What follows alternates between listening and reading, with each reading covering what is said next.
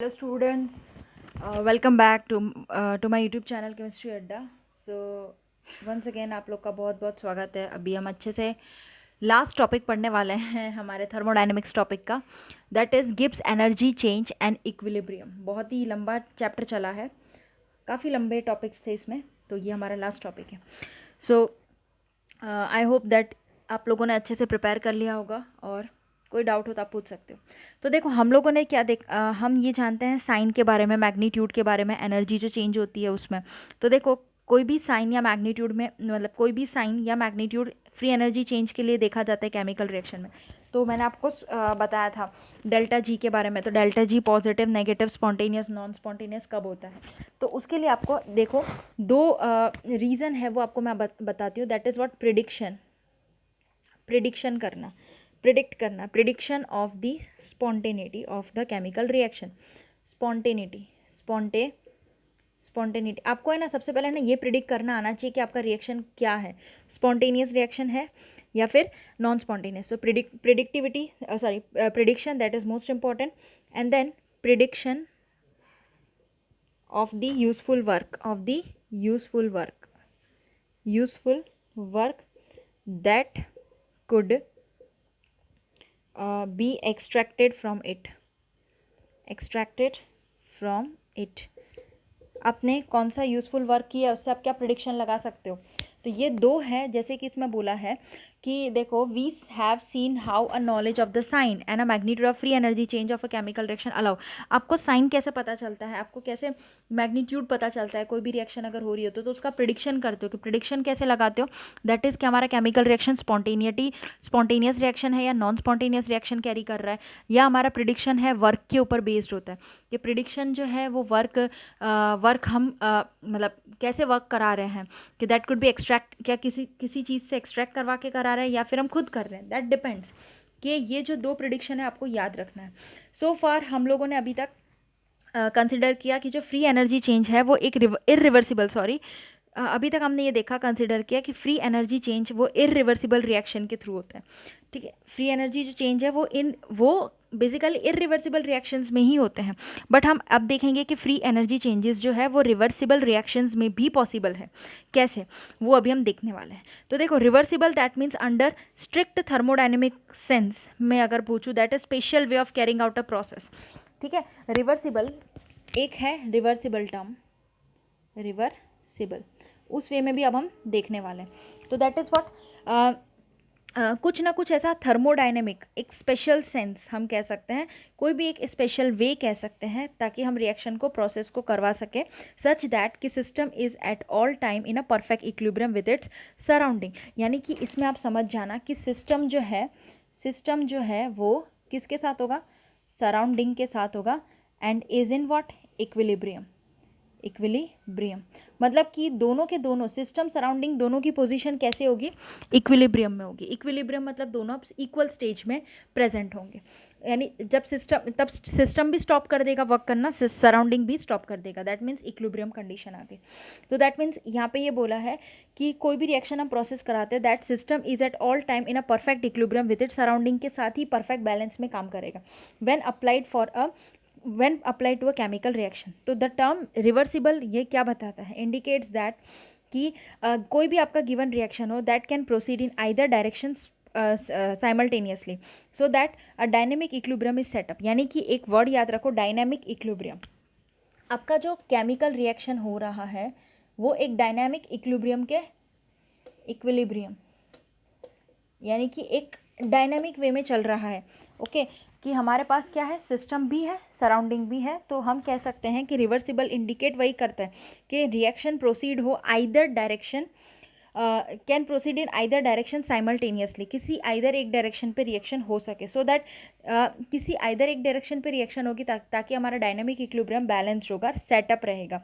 इसका मतलब ये हुआ कि reaction in both the direction should proceed with a decrease in the free energy. अब यानी कि डायनामिक इक्विलिब्रियम में दोनों बैलेंस करना है. यहाँ पे आप लिख सकते हो कि रिएक्शन प्रोसीड कहाँ प्रोसीड कराना है, इन बोथ डायरेक्शन. आपको वैसे भी पता है इक्विलिब्रियम में ना दोनों डायरेक्शन में रिएक्शन होती है, फॉरवर्ड एंड बैकवर्ड. क्लियर. तो that is reaction in both direction and should proceed with a decrease in the free energy. और आपकी जो फ्री एनर्जी है उनमें कैसा होगा, प्रोसीड तो कराएंगे लेकिन आपको पता चलेगा कि आपकी decrease in the free energy, energy ज़्यादा लगानी नहीं पड़ेगी, ठीक है, एनर्जी में थोड़ा डिक्रीमेंट देखने को मिलेगा, डिक्रीज देखने को मिलेगा। सो विच सीम्स इम्पॉसिबल, यानी कि आप समझ सकते हो कि हमारे पास अगर हम आइदर बोथ डायरेक्शन में जाएं तो फ्री एनर्जी कम हो जाएगी, तो वो तो आपको रिएक्शन के लिए इम्पॉसिबल है। सो दैट इज़ कब पॉसिबल होगा, तो that is possible only if at equilibrium position पे। तो ये कब पॉसिबल होगा, ये तो आपका नॉट पॉसिबल हुआ, तो हम ये कह सकते हैं ये कंडीशन आपकी सेटिस्फैक्शन में नहीं है, क्योंकि आप रिएक्शन प्रोसीड कराते हो दोनों डायरेक्शन से तो आपका फ्री एनर्जी कम हो जाता है, जो कि रिएक्शन को तो एनर्जी चाहिए प्रोसीड होने के लिए, तो वो पॉसिबल नहीं है। लेकिन इसको पॉसिबल कब हम करा सकते हैं, it is possible only at equilibrium position.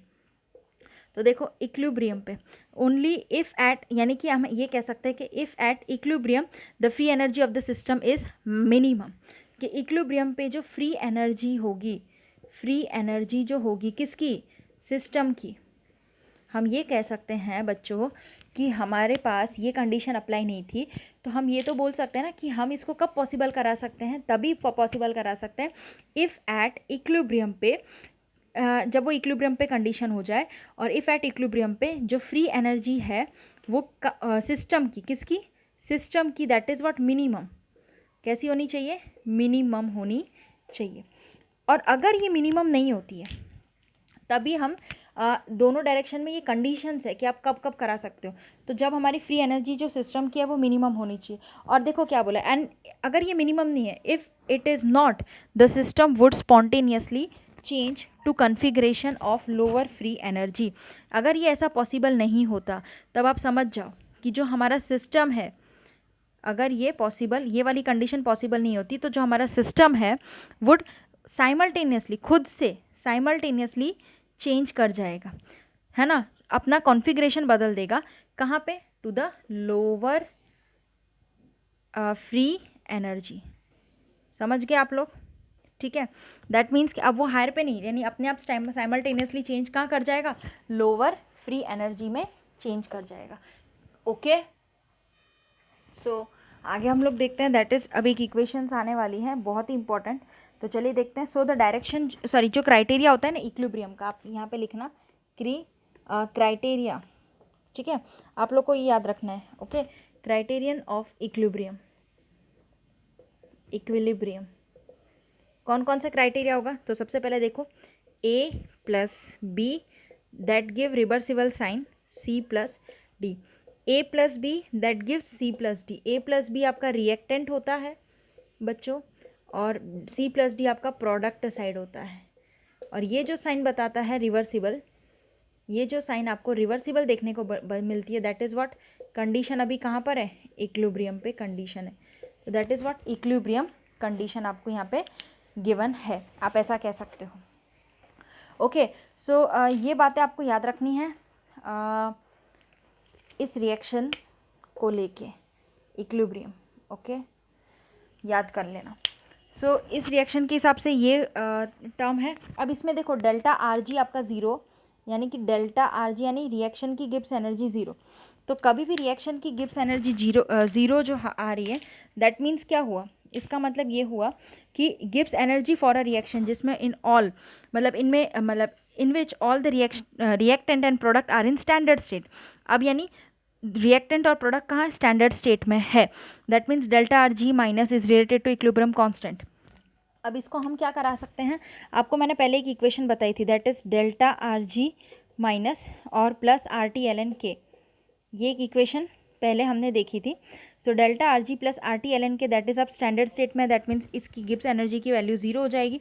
तो इसको आप कैसे लिख सकते हो, delta R G minus that is equal to, इसमें इस स्टेप में लिखोगे minus that is equal to minus R T L N K, इस वे, यानी ये इधर चला जाएगा, माइनस की साइन आएगी, तो minus R T L N के।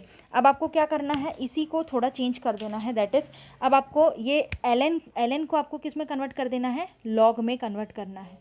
ओके, क्या करना है आपको, लॉग में कन्वर्ट करना है। तो देखो इसको लॉग में कन्वर्ट करने के लिए आप क्या करोगे, delta R G minus that is equal to minus 2.303 R T log of K. ठीक, अब आपको है ना लॉग में कन्वर्ट करने के लिए आपको क्या करना पड़ा, मुझे मल्टीप्लाई करना पड़ा 2.303 से। तो अब आपको ये इक्वेशन याद रखनी है, that is delta R G वही वाली is equal to delta R H minus T delta S. आप लोगों ने ये इक्वेशन पढ़ा था। ओके, रिएक्शन के बेसिस पे that is equal to minus R T L N K, ये आपका फाइनल इक्वेशन होगा। Clear, minus R T L N K. Clear, तो आपको बेसिकली दो इक्वेशन याद रखनी है। Delta G is equal to, आपको कोई ऐसा भी पूछ सकता है, ये डायरेक्टली पूछ सकते हैं सम्स में, delta G is equal to minus 2.303 R T log K, और we can say delta G is equal to minus R T L N के।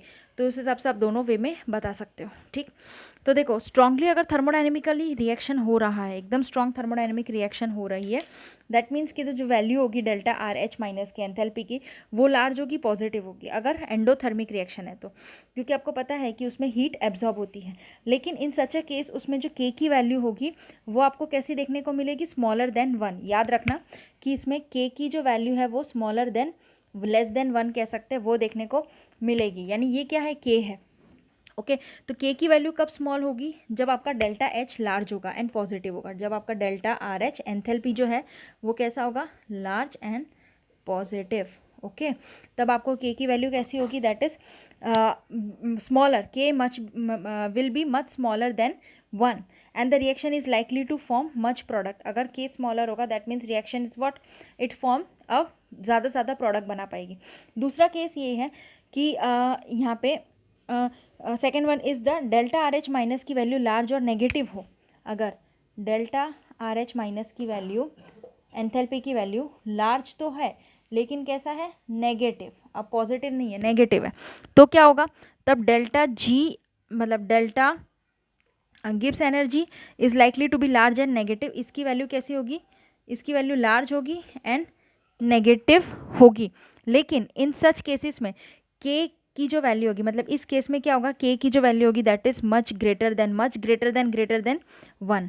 यानी कि इस वाले केस में, ये वाला सेकंड वाले केस में, ये पहला केस है, ये दूसरा, तो आप समझ जाना कि यहाँ पे के की जो वैल्यू होगी much larger than 1 and we may expect that strongly large है, तो हम क्या एक्सपेक्ट करेंगे कि स्ट्रांगली एक्सोथर्मिक रिएक्शन हो रहा है जिसमें के की वैल्यू लार्ज हो रही है and hence we can go near completion की ओर हम पहुंच रहे हैं।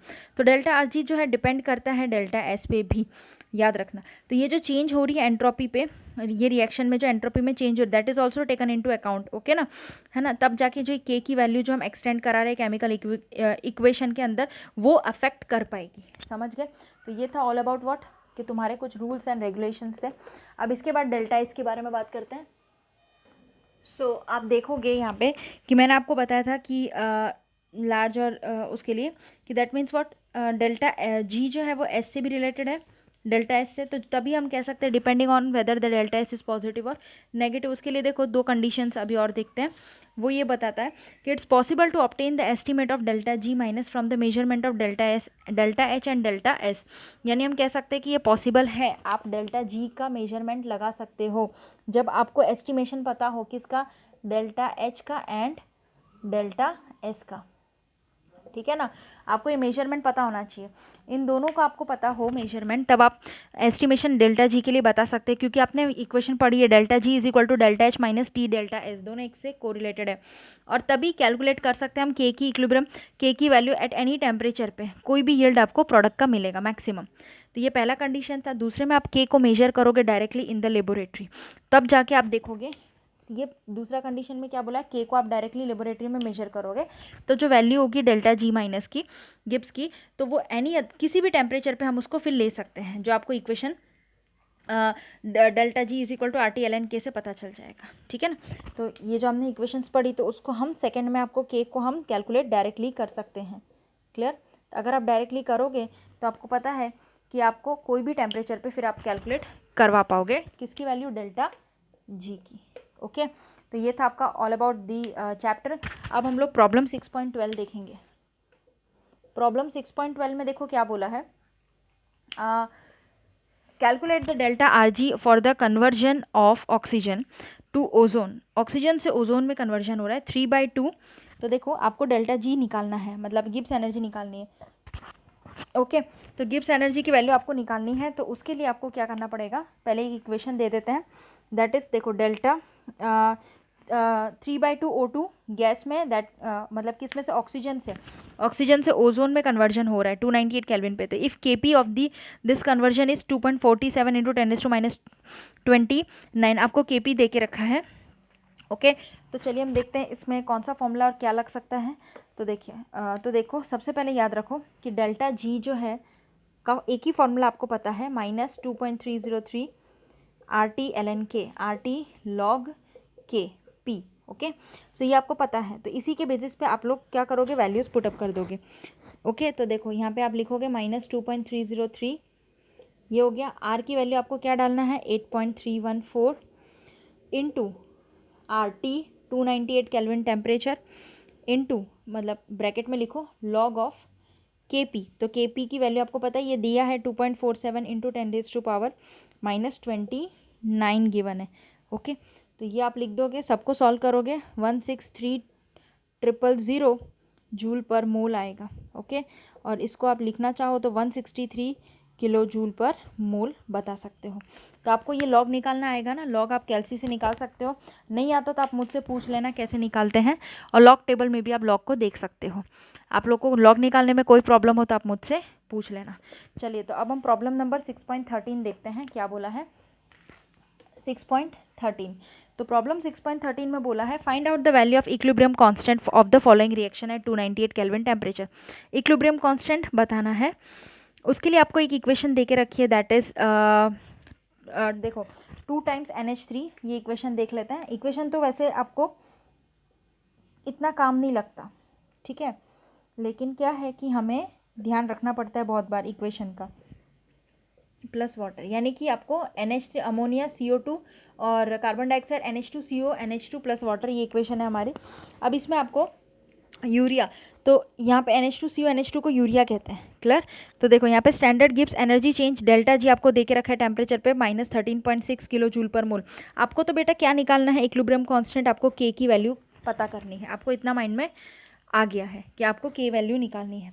कैसे निकालोगे, तो आपके पास देखो एक ही फॉर्मूला है, यहाँ से K को आपको उठाना है, ठीक है। तो आपको बाकी को सब्जेक्ट बना देना पड़ेगा, मतलब K को आपको सब्जेक्ट बनाना है और बाकी आपके उसके करस्पॉन्डिंगली आ जाएंगे। तो देखो सबसे पहले निकालते हैं लॉग K। इसको लॉग K को आप सब्जेक्ट बना दो यहाँ से, ये फॉर्मूला यही है, यही फॉर्मूला है, आपको लॉग K को सब्जेक्ट बनाना है बिकॉज K आपको चाहिए। Okay so is equal to minus delta RG minus Gibbs energy और 2.303 RT, ये वैल्यू नीचे, क्लियर ना, है ना। तो अब आपको पता है क्या करोगे, आप वैल्यूज़ लिख दोगे -13.6 इंटू 10⁻³ ऊपर में ये वाली वैल्यू यहाँ पे लिख दिया 2.303। आर क्या है आपका 8.314, टेम्परेचर क्या है 298 केल्विन टेम्परेचर। सॉल्व करोगे 2.38 आएगा, लेकिन 2.38 अभी क्या है, 2.38 बेटा आपका सिर्फ अभी लॉग K है, आपको तो K चाहिए, आपको क्या चाहिए, K चाहिए। तो आपको K के लिए क्या करना पड़ेगा, एंटी लॉग लेना पड़ेगा। तो आपको एंटी लॉग किसका लेना पड़ेगा, 2.38 का एंटी लॉग लोगे तो आपका आंसर आएगा that is 2.4 into 10⁻² into 10⁻²। Okay तो ये आपका आंसर आएगा 2.4 इंटू 10⁻²। अभी तक आपने लॉग K की वैल्यू 2.38 निकाली थी, लेकिन हमको तो इक्विलिब्रियम कांस्टेंट K चाहिए, तो आपको क्या करना पड़ेगा, K निकालने के लिए आपको एंटी लॉग जो आंसर आता है उसका एंटी लॉग लेना पड़ता है। तो एंटी लॉग 2.38 का लेंगे तो आपका 2.4 इंटू 10⁻² आ जाएगा। ओके तो ये आपको अच्छे से निकालना आना चाहिए। कोई डाउट हो एंटी लॉग निकालने में तो आप मुझसे पूछ लेना। क्लियर हो गई बात। ओके चलिए आगे देखते हैं हम लोग। तो चलिए देखते हैं प्रॉब्लम 6.14 में क्या बोला है कि एट 60 डिग्री सेल्सियस पे डाइनाइट्रोजन टेट्रोक्साइड N2O4 में आपको N2O4 इज 50% डिसोसिएटेड। तो N2O4 आपका 50% डिसोसिएट हो रहा है। Calculate the standard free energy change at this temperature at 1 atmosphere. आपको standard Gibbs energy free change निकालना है। ओके यानी आपको एंड में डेल्टा जी ही निकालना है। ओके लेकिन आपको पहले देखो क्या बोला है कि डाइनाइट्रोजन टेट्रोक्साइड का पहले फॉर्मूला आना चाहिए कि वो डिसोसिएट कर रहा है ना। तो डाइनाइट्रोजन टेट्रोक्साइड मतलब N2O4 होगा, समझ गई। डाइनाइट्रोजन N2 टेट्रोक्साइड मतलब टेट्रा ऑक्साइड, टेट्रा मतलब 4, ऑक्साइड मतलब ये ऑक्सीजन। और इक्विलिब्रियम कंडीशन पे तोड़ दो इसको, 2NO2 आएगा कन्वर्जन में। ओके, अब यहाँ पे N2O4 आपको कितना बोला है, N2O4 बोला है दैट इज़ व्हाट 50% डिसोसिएट हो रहा है। क्लियर ना, कितना 50% डिसोसिएट हो रहा है। तो जो मोल ऑफ फ्रैक्शन आएगा that is both the substance is given by, दोनों के सब्सटेंस का मोल फ्रैक्शन हम निकालेंगे, तो दैट इज N2O5। चलिए मोल फ्रैक्शन देखते हैं क्या होने वाला है दोनों के केस में। तो X N2O5, ओके, N2O5 पहले हम निकाल लेते हैं, सॉरी N2O4 है, N2O4 निकाल लेते हैं, that is what 1 minus 0.5 divide bye 1 plus 0.5। इसका मतलब ये हुआ कि अब हमारे पास एक ही मोल प्रेजेंट था N2O4 में ना। ओके, तो हमने क्या किया, उसको 50% है तो 50% करेंगे तब कितना बचेगा, दैट मीन्स 0.5 इंटू 0.5, सॉरी यहाँ पे हमें 0.5 यानी माइनस कर देना है। तो ये हमने जैसे ही माइनस किया तो नीचे में भी वही 1 प्लस 0.5 माइनस करना पड़ेगा। और अब हमारे पास ये हमारा मोल फ्रैक्शन किसका आया है, ये हमारा मोल फ्रैक्शन आया दैट इज़ व्हाट, क्योंकि इसमें देखो 60% डाई नाइट्रोजन टेट्रोक्साइड वो 60 डिग्री सेल्सियस पे हो रहा है, लेकिन 50% बोला है तो उसके लिए आपको 0.5 करके लेना पड़ेगा। ओके, सो यहाँ पे क्या हो जाएगा, दैट इज़ 1 माइनस 0.5 और यहाँ पे नीचे 1 प्लस 0.5। क्लियर ना, क्योंकि यहाँ पे 50% की बात बोली गई है। और वही सेम वे आप NO2 के लिए ले लो, तो NO2 में आपके कितने आ रहे हैं, देखो 2 हैं, 2 मोल है, तो आप इसको 2 से मल्टीप्लाई करना पड़ेगा, 2 इंटू 0.5 और नीचे 1 प्लस 0.5। ओके, बिकॉज नीचे तो टोटल ही आएगा, टोटल जो है मोल फ्रैक्शन में टोटल का लेते हैं 1 प्लस 0.5, तो टोटल का लेंगे, ऊपर में हम सिर्फ अलग अलग लेंगे। तो ये हो गया, दैट इज़ यहाँ पे हम कर देंगे mole fraction N2O4 that is equal to what 0.5 divide by 1.5, तो ये हो गया। क्लियर, इंटू 1 एटमोसफियर के लिए बोला है तो 180 हम ले लेंगे। ओके, अब यहाँ पे PNO2 कितना सॉरी, और वापस PNO2 के लिए ले लेंगे। PNO2 के लिए क्या होगा, ये रहा NO2 के लिए 1 डिवाइड बाय 1.5 इंटू 1 एटमोसफियर, तो ये PNO2 के लिए भी यही हो जाएगा। ओके ना, यहाँ पे ये मोल फ्रैक्शन निकाला था अभी अभी जस्ट, और उसके साथ ये P भी तो निकल गया ना, समझ गए, क्लियर हो गई बात। तो अब इक्विलिब्रियम कांस्टेंट डायरेक्ट निकालते हैं, तो चलिए बढ़ते हैं आगे इक्विलिब्रियम कांस्टेंट Kp की ओर। तो equilibrium constant Kp that is equal to P of NO2 का whole square divide by P of N2O4, ये लिख दिया हमने। ओके, P ऑफ NO2 का होल स्क्वायर मतलब ये 1.5 हुआ, NO2 का होल स्क्वायर ये 1.5 हुआ, ऊपर लेके जाएंगे तो ओके। और यहाँ पे तो क्या है N2O4 है, तो वो कितना है हमारे पास, तो 1.5 का होल स्क्वायर और 0.5 इसको ऊपर में लेके जाओगे क्योंकि ये 1 अपॉन में आएगा इस वजह से, तो 1.5 का होल स्क्वायर डिवाइड बाय 0.5, तो ये कितना होगा, दैट इज़ 1.33 ATM प्रेजेंट आएगा, ATM। ओके, इतना प्रेजेंट हुआ। अब हमारे पास डायरेक्ट वैल्यूज़ निकाल लेनी है, इसको आप कैलकुलेशन करके देख लेना, कोई डाउट हो इस क्वेश्चन में तो आप मुझसे पूछना, ये इंपॉर्टेंट क्वेश्चन है, सो आप लोग उस पर ज़रा ध्यान रखना।